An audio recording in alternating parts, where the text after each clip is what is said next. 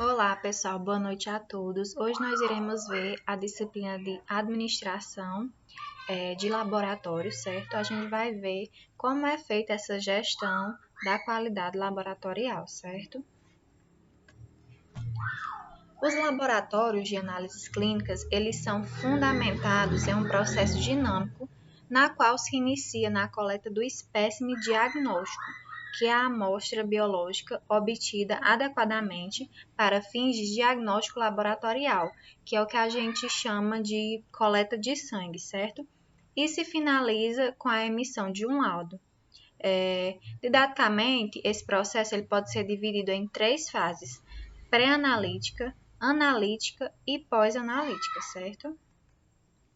As fases pré-analítica, elas consistem na preparação do paciente, ou seja, coleta, manipulação e armazenamento do espécime diagnóstico, antes da determinação analítica, ou seja, ela engloba todas as atividades que precedem o ensaio laboratorial, tanto dentro como fora do laboratório de análises clínicas.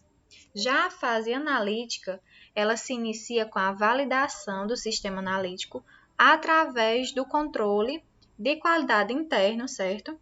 Na amplitude normal, como também na patológica. E se finaliza quando a determinação analítica, ela gera um resultado, certo? Já a fase pós-analítica, ela se inicia após a geração do resultado analítico, quantitativo e ou qualitativo, certo? Sendo finalizada após a entrega do laudo, conforme a legislação vigente, certo? Fontes de variação nos ensaios laboratoriais. A gente vai ver a variabilidade biológica. Os componentes biológicos que estão presentes nos fluidos orgânicos, eles apresentam uma flutuação constante de seus níveis, certo? Estas variações, elas afetam a interpretação dos analíticos, certo? De uso diagnóstico.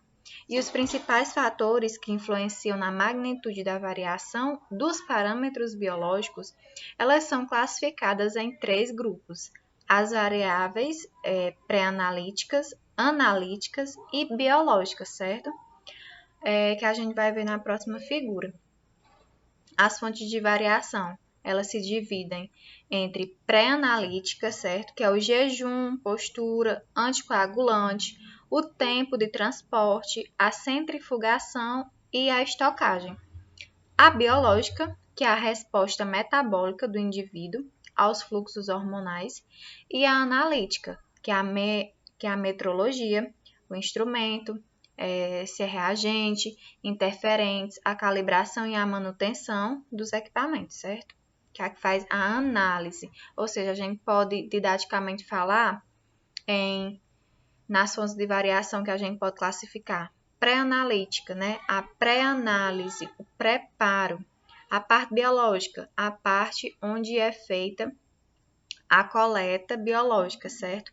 E analítica, a fase de analisar aquilo que foi colhido.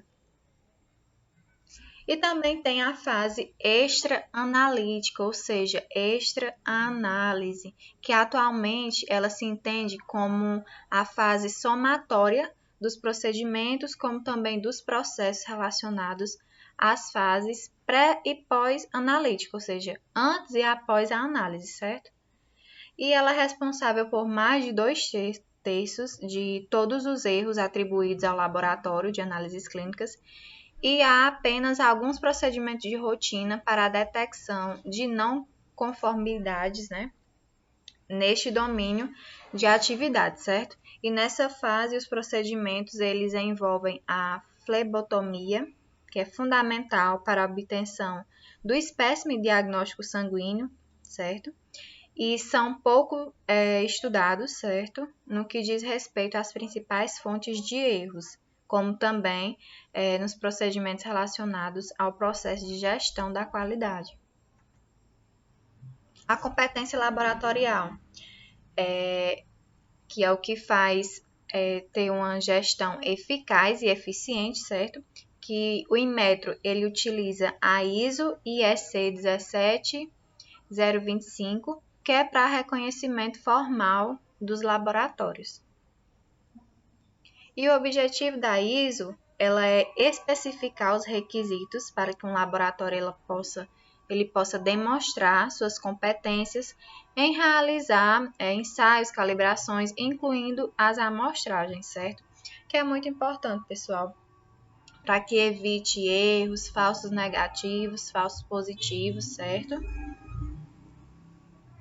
E com a ISO, fez a unção, né? Houve a unção da padronização mais a especificação, que juntamente elas resultam na qualidade do resultado final, na precisão do resultado, né? E é isso, pessoal. Amanhã a gente vai continuar com essa disciplina, certo?